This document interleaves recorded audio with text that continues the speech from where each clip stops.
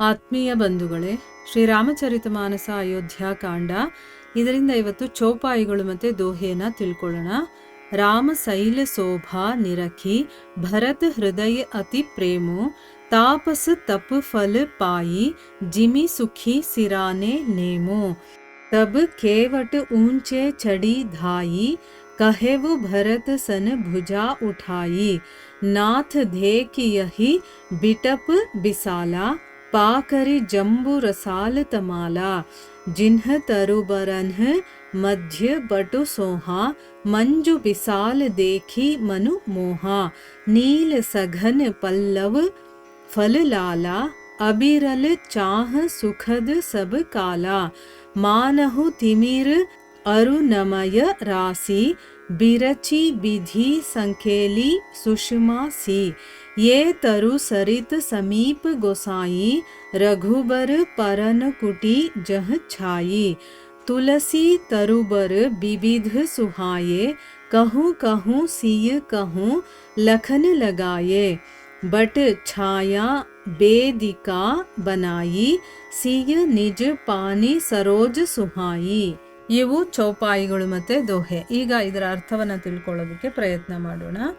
ಇಲ್ಲಿ ತುಳಸಿದಾಸರು ಹೇಳ್ತಾರೆ, ಶ್ರೀರಾಮ ವಾಸ ಮಾಡದಂತಹ ಚಿತ್ರಕೂಟ ಪರ್ವತದ ಛಲವನ್ನ ನೋಡಿ ತಾಪಸಿಗರು ಅಂತಂದ್ರೆ ಯಾರು, ತಪಸ್ಸನ್ನ ಮಾಡಿ ಆ ವ್ರತ ಮುಗಿದ ಮೇಲೆ ಅವರಿಗೆ ಫಲ ಸಿಕ್ಕಿದ್ರೆ ಹೇಗಿರುತ್ತೋ ಹಾಗೆ ಭರತನ ಹೃದಯ ಅತ್ಯಂತ ಆನಂದವನ್ನ ಪಡಿತಾ ಇದೆ ನೋಡಿ. ಯಾಕೆ ಅಂತಂದ್ರೆ ರಾಮನನ್ನ ನೋಡಬೇಕು ಅನ್ನುವಂತಹ ಕಾತುರತೆ ಎಷ್ಟಿದೆ ಭರತನಿಗೆ ಅಂತಂದ್ರೆ, ಆಮೇಲೆ ಒಂದು ಮನಸ್ಸಲ್ಲಿ ಒಂದು ಅಳುಕು ಇದೆ, ಹೇಗೆ ಅವನನ್ನ ನಾನು ತಲೆ ಎತ್ತಿ ನೋಡೋದು ಅಂತ. ಯಾಕಂದ್ರೆ ತಪ್ಪು ಮಾಡಿದ್ದೀನಿ ನಾನು, ನನ್ನಿಂದ ರಾಮ ಕಾಡಿಗೆ ಬರ್ಬೇಕಾಯ್ತಲ್ಲ ಅಂತ ಅವನಿಗೆ ಪಶ್ಚಾತ್ತಾಪ ಕೂಡ ಇದೆಯಲ್ಲ. ಸೊ ಇನ್ನೇನು ರಾಮ ಇರುವಂಥ ಜಾಗ ಹತ್ರ ಬರ್ತಾ ಇದೆ ಅಂತಂದ್ಬಿಟ್ಟು ಆ ಚಿತ್ರಕೂಟ ಪರ್ವತವನ್ನು ನೋಡಿದ ತಕ್ಷಣ ಅವನಿಗೆ ರಾಮನೇ ಸಿಕ್ಕದಷ್ಟು ಸಂತೋಷ ಆಗ್ತಾ ಇದೆ. ಅಂದರೆ ತಪಸ್ ಮಾಡಿದ ಮೇಲೆ ಅವನಿಗೆ ಫಲ ಸಿಗುತ್ತಲ್ಲ, ಆಗೆಷ್ಟು ಸಂತೋಷ ಆಗುತ್ತೋ ಅಷ್ಟು ಸಂತೋಷ ಭರತನಿಗೆ ಆಗ್ತಾ ಇದೆ. ಆಗ ಗುಹಾ ಓಡ್ ಹೋಗಿ ಏನು ಮಾಡ್ತಾನೆ, ಒಂದು ಎತ್ತರವಾದಂತಹ ದಿಣ್ಣೆ ಮೇಲೆ ಹತ್ತಿ ಎರಡೂ ಭುಜಗಳನ್ನು ಮೇಲಕ್ಕೆತ್ತಿ ಭರತನ ಹತ್ರ ಹೋಗಿ ಹೇಳ್ತಾನೆ, ಒಡೆಯ, ಇಲ್ಲಿಂದ ಪರ್ಕಟಿ, ನೇರಳೆ, ಮಾವು ಮತ್ತು ಹೊಂಗೆ ಈ ರೀತಿ ದೊಡ್ಡ ದೊಡ್ಡ ಹೆಮ್ಮರಗಳು ಕಂಡು ಬರ್ತಾ ಇದೆ. ಆಮೇಲೆ ಈ ತರುಗಳ ಮಧ್ಯದಲ್ಲಿ ಒಂದು ಸುಂದರವಾದಂಥ ವಿಶಾಲವಾದಂಥ ವಟವೃಕ್ಷ ಇದೆ. ಅದನ್ನು ನೋಡ್ತಾ ಇದ್ದ ಹಾಗೆ ಮನಸ್ಸು ಮುಗ್ಧವಾಗುತ್ತೆ. ಅದಕ್ಕೆ ದಟ್ಟವಾದಂತಹ ಹಸಿರು ಎಲೆಗಳಿದ್ದು ಕೆಂಪಾದ ಹಣ್ಣುಗಳು ಬಿಟ್ಟಿದೆ. ಆ ಮರದ ದಟ್ಟವಾದ ನೆರಳು ಎಲ್ಲ ಕಡೆಗಳಲ್ಲೂ ಕೂಡ ಆ ಹರಡಿರುವ ಥರ ನೋಡೋದಕ್ಕೆ ತುಂಬಾ ಮನಸ್ಸಿಗೆ ಸಂತೋಷವಾಗುತ್ತೆ. ಅಷ್ಟು ಚೆನ್ನಾಗಿದೆ. ಅಂದರೆ ರಾಮ ಇರುವಂಥ ಸ್ಥಳ ಹತ್ರ ಬಂದ್ಬಿಟ್ಟಿದೆ, ನನಗೇನು ಕಾಣಿಸ್ತಾ ಇದೆ ಅಂತ ಅಂದ್ಬಿಟ್ಟು ಅವನಿಗೆ ಆ ಕಾಡಿನ ಒಂದು ಜಾಗಗಳೆಲ್ಲ ಚೆನ್ನಾಗಿ ಗೊತ್ತಿರುತ್ತಲ್ಲ, ಅದಕ್ಕೋಸ್ಕರ ಅವನೇನು ಮಾಡ್ತಾನೆ, ಒಂದು ಎತ್ತರದ ಪರ್ವತದ ಮೇಲೆ ನಿಂತ್ಕೊಂಡು ನೋಡ್ತಾನೆ. ಆಗ ಅವನಿಗೇನು ಕಾಣಿಸ್ತಾ ಇದೆಯೋ ಅದನ್ನು ಹೇಳ್ತಾ ಇದ್ದಾನೆ. ಒಳ್ಳೊಳ್ಳೆ ಮರಗಳು, ದೊಡ್ಡ ದೊಡ್ಡ ಮರಗಳಿರುತ್ತಲ್ಲ ಅದೆಲ್ಲ ಇದೆ. ಅಲ್ಲಿ ಒಂದು ದೊಡ್ಡ ವಟವೃಕ್ಷ ಇದೆ. ಈಗ ಆ ವಟವೃಕ್ಷ, ಆಲದ ಮರ ನೋಡೋದಕ್ಕೆ ಎಷ್ಟು ಚೆನ್ನಾಗಿರುತ್ತಲ್ವ, ಎಷ್ಟು ಅಗಲವಾಗಿರುತ್ತೆ. ಅಂದರೆ ತುಂಬ ಎತ್ತರವಾಗೂ ಇರುತ್ತೆ, ಅಗಲವಾಗೂ ಹರಡ್ಕೊಂಡಿರುತ್ತೆ. ಅದರ ಎಲೆಗಳೆಲ್ಲ ತುಂಬ ಹಸಿರಾಗಿ ಕಾಣಿಸ್ತಾ ಇದೆ. ಅದರಲ್ಲಿ ಹಣ್ಣುಗಳು ಬಿಟ್ಟಿದೆ. ಅದರ ನೆರಳು ಎಷ್ಟು ಚೆನ್ನಾಗಿದೆ ಅಂತಂದರೆ ಮನಸ್ಸಿಗೆ ತುಂಬ ಸಂತೋಷ ಕೊಡುವಷ್ಟು ಚೆನ್ನಾಗಿದೆ. ಬ್ರಹ್ಮದೇವರು ಎಲ್ಲ ಚೆಲುವನ್ನು ಒಂದೇ ಕಡೆ ಕೂಡಿಸಿ ಕತ್ತಲೆ ಮತ್ತು ಕೆಂಪಿನ ಒಂದು ರಾಶಿಯನ್ನೇ ನಿರ್ಮಿಸಿರೋ ಹಾಗೆ ಕಾಣಿಸ್ತಾ ಇದೆ.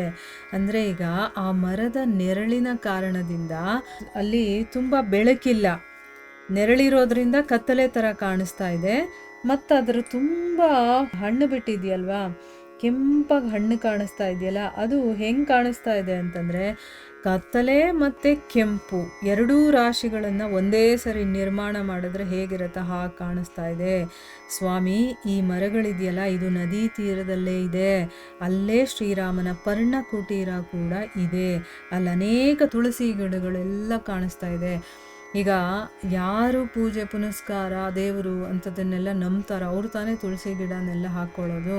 ಸೊ ಅವ್ರಿಗೆ ಅನ್ಸುತ್ತೆ ಇಲ್ಲಿ ನದಿ ಇರೋದ್ರಿಂದ, ಇಷ್ಟೆಲ್ಲ ಮರಗಳಿರೋದ್ರಿಂದ, ನೆರಳು ಚೆನ್ನಾಗಿರೋದ್ರಿಂದ, ಮತ್ತು ಒಂದು ಪರ್ಣಕುಟೀರ ಬೇರೆ ಇದೆ, ಅದಕ್ಕೆ ಇಲ್ಲಿ ಶ್ರೀರಾಮ ಇಲ್ಲೇ ಇರುವಂಥದ್ದು, ಇಲ್ಲಿ ಅವರು ಇದ್ದಾರೆ ಅನ್ನೋದನ್ನ ಹೇಳೋದಕ್ಕೋಸ್ಕರ ಅವನು ಹೇಳ್ತಾ ಇದ್ದಾನೆ.